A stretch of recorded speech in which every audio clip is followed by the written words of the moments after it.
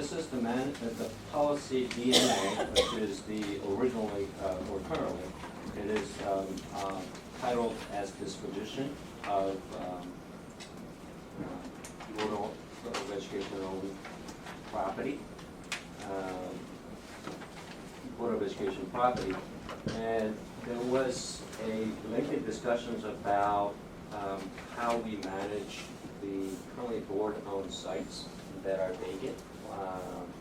And the two thoughts were creating a separate policy.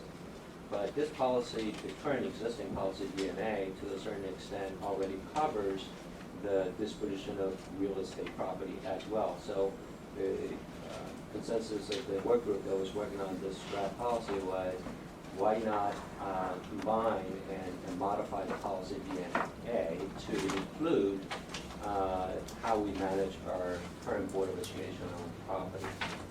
And it basically goes into the components of that work supports the interim use and what are the interim use process. There are starting on page 2 of 8, talks about going through the consistent zoning classifications, as well as seeking community inputs. Some of the leases will be done through the sealed bid process or request for proposal. Conditions of the lease prohibiting substantial modification that might prohibit the further future use for educational purposes, as well as some of the leases, termination clauses, and the reasons why we terminate their lease. Let me see, there was another comment by how the superintendent of the school or his designee is authorized to negotiate the fees for the leases, and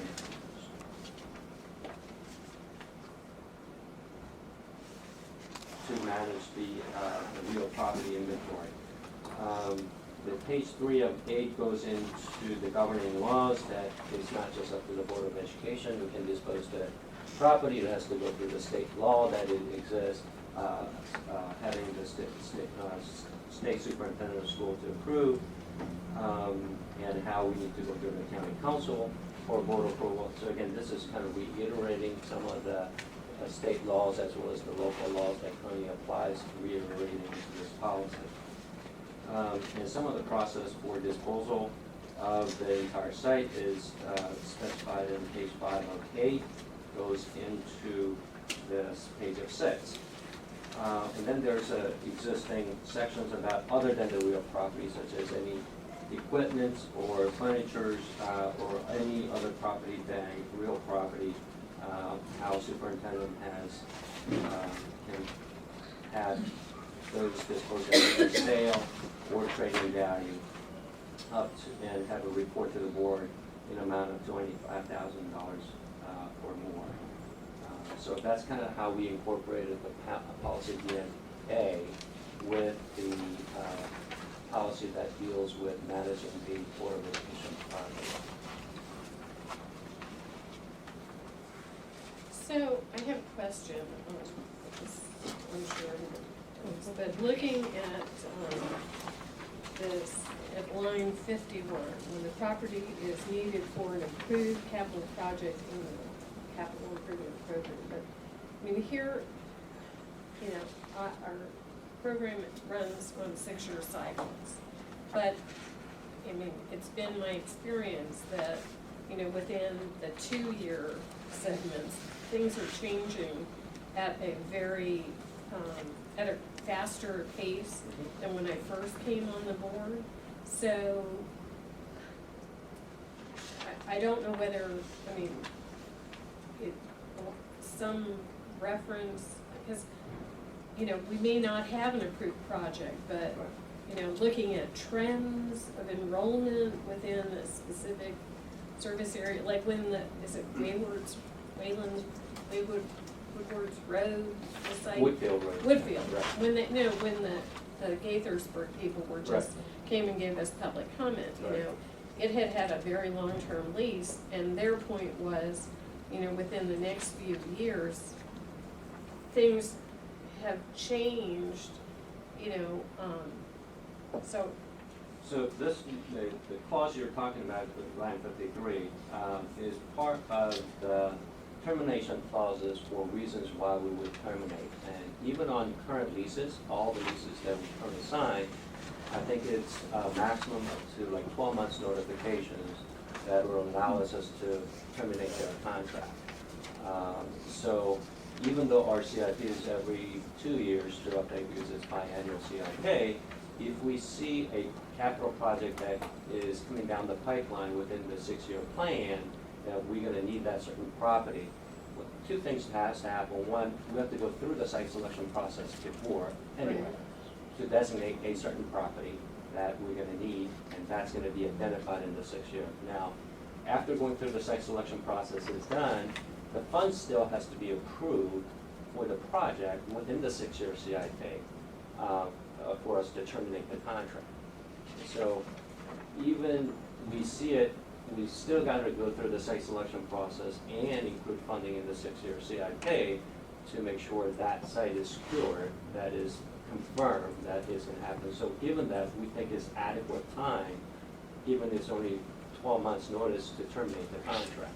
I know, but I'm just, based upon the experiences that I've had, Newport Mill, as I recall, when we gave the private school, the notice, then, we extended the period of time. I think it was like almost 18 months. Right. I mean, it's just, even going back to when St. Andrews was moved, these are not vacant sites. I'm talking about the experiences with Existing sites with the leases. It's like pulling teeth to get it back. Right. And so and I think people who get on, feel almost it's theirs, and Right. it becomes very difficult. Right. So, my interest is protecting our rights Of course. going forward, because, obviously adhering to laws and zoning, but regulations, but making sure that, Individual that lease we- contracts is clear, Yeah. right? To be able to reclaim the property back in a timely Right. sense that we can implement our capital projects. And again, I think our current lease agreement already emphasizes that, and it has very strong language. But that does not mean that it is easy as what the contract It's says. not, But I think the policy further reinforces it, that this is one of the reasons why we can terminate their lease agreement. So it is just trying to reemphasize that, but. So, one question on the reclamation, Mhm. in the board's resolution when it was referred to the committee, went through sort of a list of things to consider. And one issue that has come up is that we have had experience in the past with properties that had a right of reclamation, but when they transferred out of our hands, decisions were made about ways to use it, other people who would have access to it, that ended up compromising, jeopardizing, in some way infringing upon that right of reclamation. So one question to consider is there some way, do we need to continue to participate or at least be advised of or be given notice of any sort of further actions on properties in order to kind of ensure, protect? I'm not really sure if we sort of thought through or had conversations about thinking about these past experiences where it broke down, but I think for the board, it has been critical to understand that those properties that we have a right of reclamation for are ones where we have acknowledged sort of priority to get them back, but there have still been problems. And I think what we're trying to do is to learn the lessons from those problems and see whether there is any other language, including, even though we're not the authority once we, let's say pass over to the county, for example, but do we still need notice? Do we still need, I don't know if there are any thoughts. I don't want to say water under the bridge, because I don't think we're in a time frame where we're going to be surplusing any property soon. Rather, we're trying to reclaim some of the property that was surplus back in the 70s. And you're right in a way that I think even Mr. Kaufman brought this issue up. How can we proactively, right? A key word is proactively reclaim some of these properties in time so that, that it does not interfere with scheduled capital projects. And it also is that once it is surplus to the county, of course, the county is now at their discretion, however they want to use the property for. Now, if, other than selling the property, they have not in the past consulted with us other than to say, hey, do you have need for this property? Or now they have, with the recent regulation changes at the county, they have to now obtain approval from the county council before they can dispose of a property. So I think we need to have a discussion with the county agencies on surplus properties that have reclamation rights on, and to say, we need to be better included in the communication loop in terms of any plan for those properties with the reclamation process. And how can we be better involved in terms of in development? Because just looking back on some of the recent reclaimed sites, there was, even though it was surplus to the counties, let the parks use it or any other county agencies use it, and further complicating the matter, they accept other kinds of grants and funds that puts the conditions of the property. So over the years, it has kind of put a web tangle onto the reclamation process. So I think Well, I going think one forward of the charges to us from the full board was to consider whether there is anything that should be included in the, are there any ways that we have at our disposal to, through our policy, strengthen, preserve, is there anything, do we want to include a notice requirement? I just feel like that, I don't see that reflected, and I think that's something that we need to continue to grapple with in terms of moving forward with Okay. that. So, just to be clear, would be the regulations essentially, once it's all, the policy, once it's all said and No, done? this is policy DNA. Okay, so things like, fair market value for a property and lease terms, it's mentioned in here, short-term lease and long-term lease, like, those things would be specified in the regulations, not in the policy? The terms of lease are already specified in this Yeah. regulation. It's a 5-year term in the process that it goes through, so. Okay, well, I know like a lot of times our properties have, are leased to people for a long period of time, so it's every 5 years the lease is up for renewal? Yeah, because we don't, I'm a bit cautious about having a long-term leases No, me because too. it I think 5 years might be obligates too long. I think the 5 years future is- use. But at the same token, if the tenant, if you will, are coming into a property and they need to make certain investment in order to recoup their investment, we have to also consider, so less than 5 year may not be attractive but again, I think what's overriding those concerns is that termination clauses, recognizing that, hey, these are the reasons why we may terminate, and it is further clarified in every lease agreement to the level where we say, you're gonna be given 12 months notice, so. But see, to me, a 5-year lease, based upon what I just said about the 6-year Right. CIP cycle, that really is moving every 2 years. Mhm.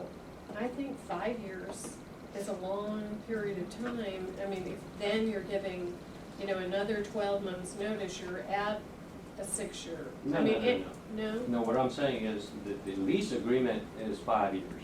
However, we can terminate their lease agreement anytime within that 5 year, given 12 months notice.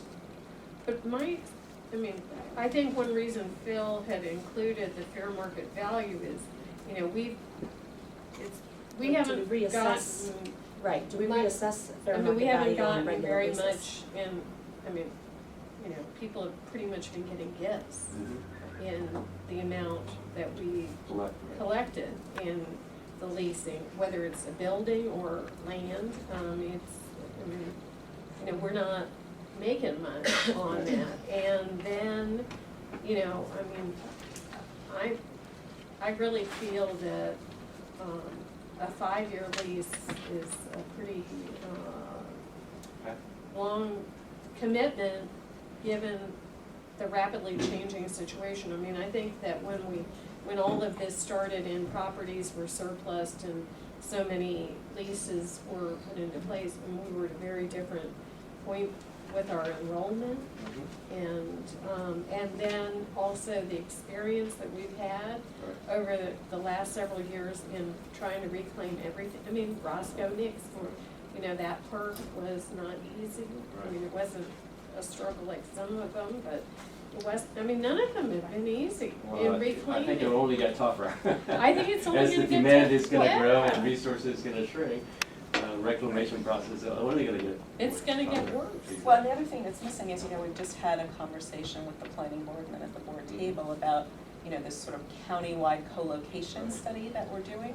So to make that work, you need to sort of put all the kind of county goods, right, the public goods, the land on the table to be able to look at how you allocate resources, where might we co-locate a school in a park, where is a piece of property that doesn't work for school for some reason, but we might trade, and so how does this policy fit into that vision of recognizing that we're trying to get to what I think makes more sense, which is a county-wide look at the resources we have as a county, the competing needs we have, schools, parks, and other things, and how does this, I think our policy needs to anticipate and speak to that issue, and that's not reflected yet, and I think it needs to be. Right.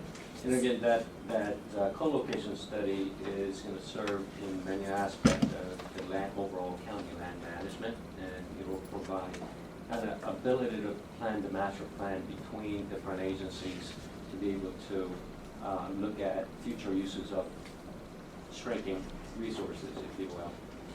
But as far as a policy standpoint, that vision can be strengthened with a further language. But I want to kind of reiterate, and going back to the issue in terms of the lease, we can make the lease terms any way we like. But it just needs to be understood that there is an interested tenant who wants to invest certain time and efforts to not only use, but our benefit is they're managing that property, otherwise that we would have to spend money to manage and maintain that property. Right. So there's that token. We also look at fair market value in terms of what would be the cost of going rate for similar functions around that geographical area. It's not a lot, but it does cover our basic expenses, such as utilities and labors to do that. The overarching is that while we do have that 6-year plan of looking at the needs coming down the pipeline, that termination clause is going to be the key, where we need to really focus and say, look, when we mean 12 months notice, that should be adequate, and that's the area we feel that it needs to be strengthened. It will give us ability to have folks vacate. But, within 12 months. to be honest, that hasn't been our experience in getting people, and this says the land for future use, but, what if, does it need to refer to the building?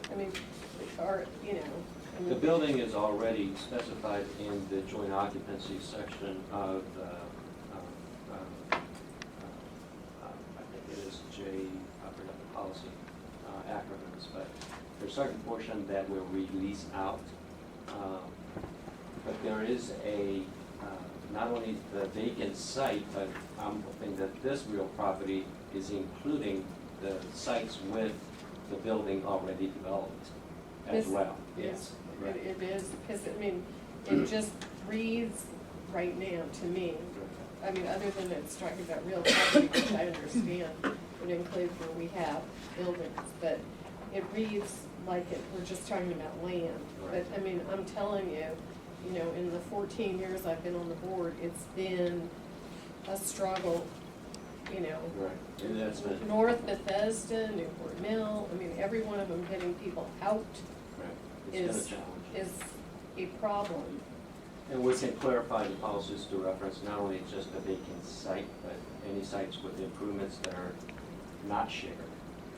I feel uncomfortable about a five-year lease, because I really think. I'm sorry, can you just clarify what you said? You said you need to clarify that application that needed to be made in terms of the real property versus the building.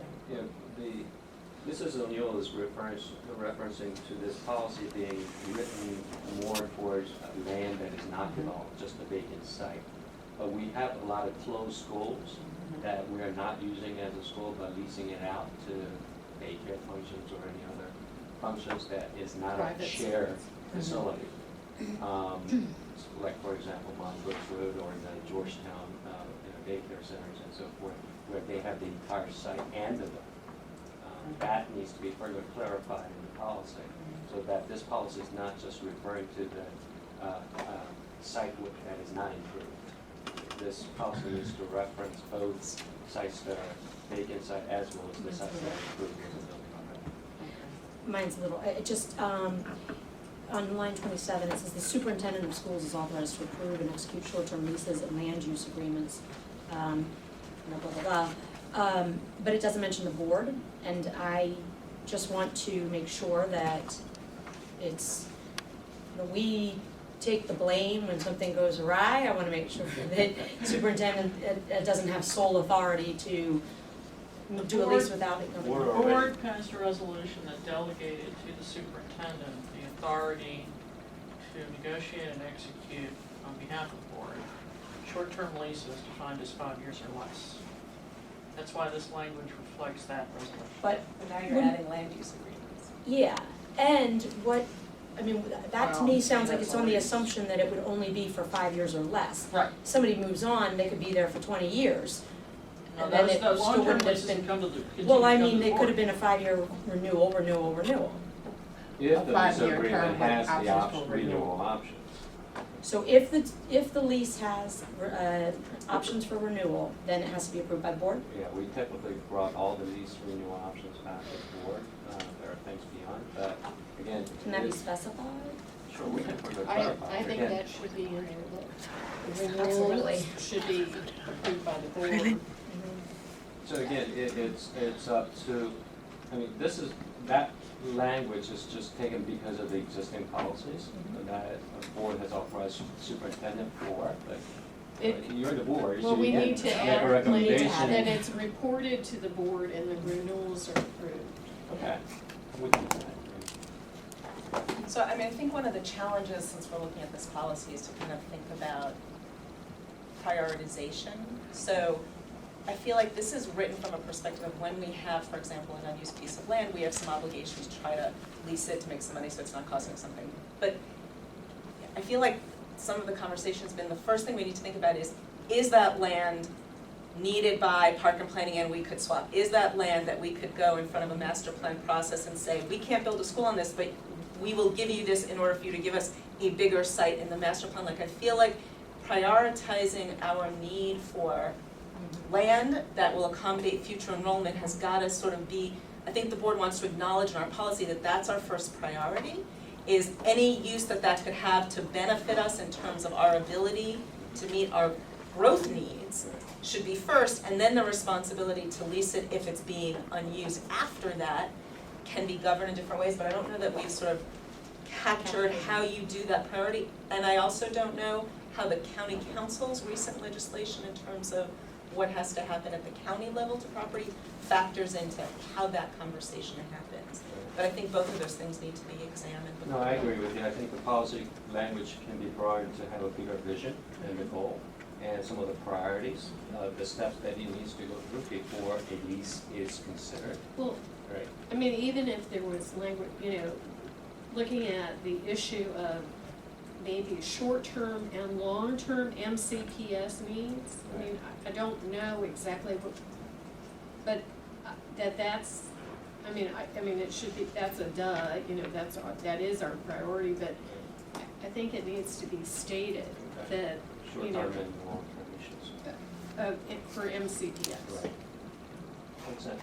Because as we're looking at our growth charts, I know. I mean, I think we really feel we have a very serious obligation to make sure we're taking maximum advantage of these resources to ensure that we have the potential, and some of it may be land that we trade for other land that's in more appropriate locations, some of it may be land for co-location, and if we feel a responsibility to tie it up, sometimes for less gain than it would be worth in the planning process, I think that's what we're trying to avoid. Right. And I think the purpose section can be, again, the language can be brought to reflect that vision and goal, and we can set out the priorities, further explain as to what the process would be considered, or criteria will be considered. I think the other question, James, I understand what you're saying, which is that if our termination clause isn't clear, if we have a lease, we can still get out of it, but I think the planning process, so for example, we might have some schools that are growing where we're looking to do an addition, where we might have a tenant in a nearby property.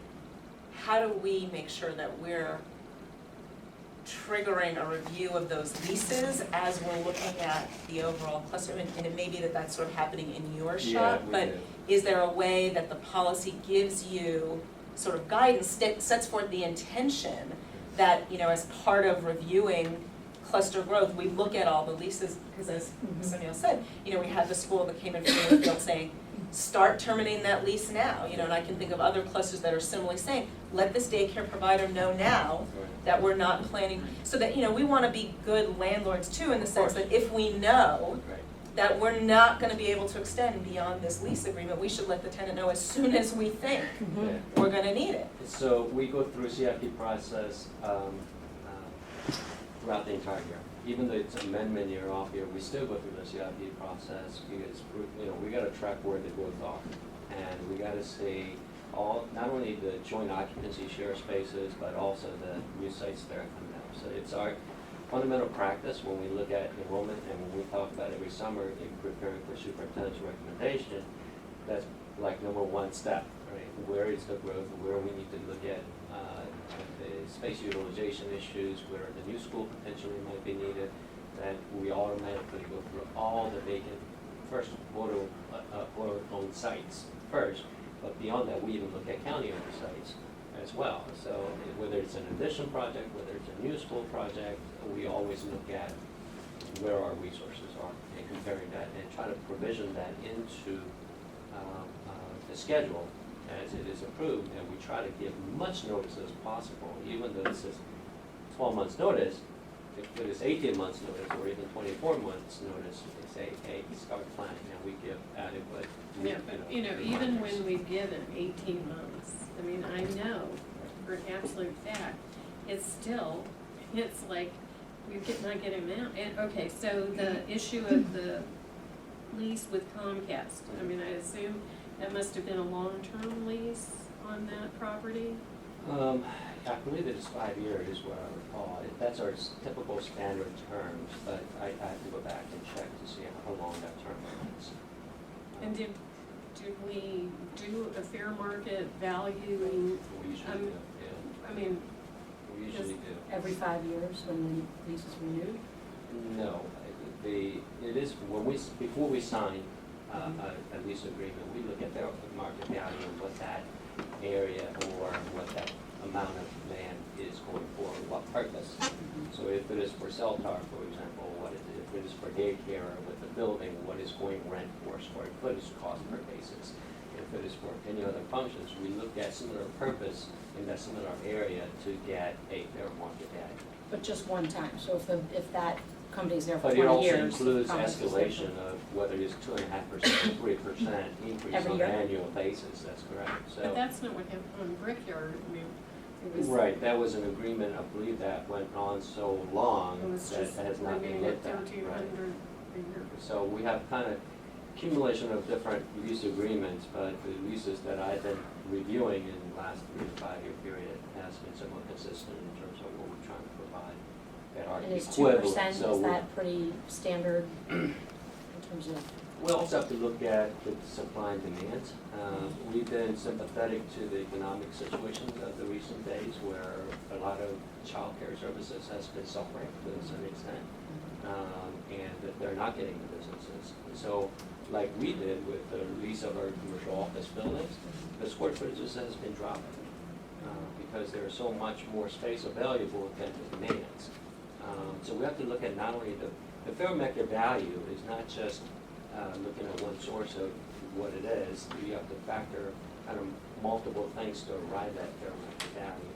There's spikes and there's valleys, and we have to try to be respectful of that as well, so that we're being fair over, if you will, fair landlord.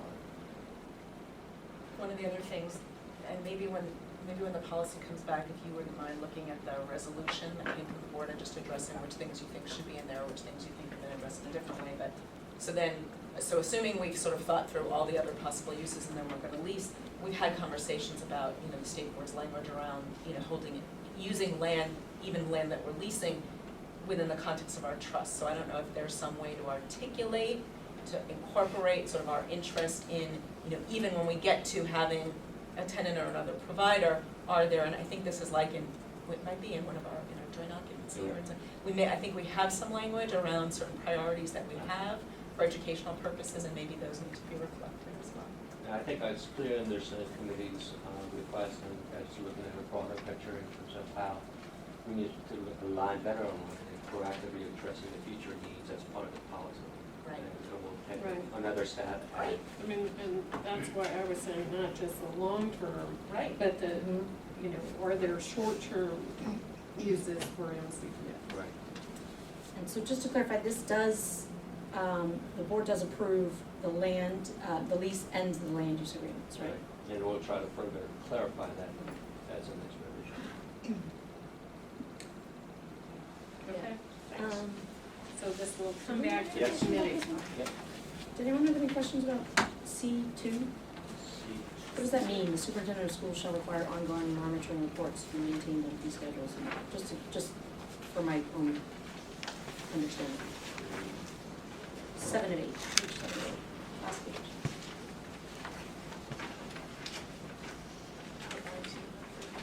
Yeah, line 204, or no, 200. Oh, this is a fee schedule, and that is, we try to report to the board in terms of what we charge.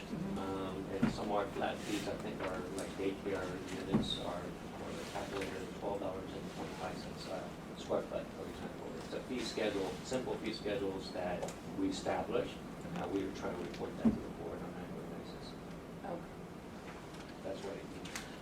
It says, But this is undeveloped real property, so there's a certain fee simple structures that we have, that if there's any modification, increases or decreases to that, that's what we're trying to report.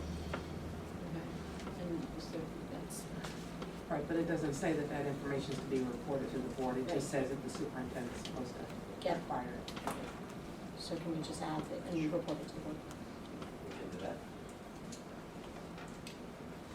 I mean, and I think, in conversations with Mr. Kaufman, the issue of that, the fair market value, how that is going to happen was, that was a pretty important piece for him, so, I think we just need to take a look at all the current leases that are in place, and because some of the leases goes back quite some time, and that has not been updated, and there are under different conditions that apply to different time. So we gotta look at when the next leases are up, that we should be able to renegotiate the terms that reflect the fair market value. We just can't raise the prices in the middle of the lease. no, I But understand it, where because, Mr. Kaufman is contracts coming are, from, right? legally binding, but, Exactly, as we go forward, I think that's, right.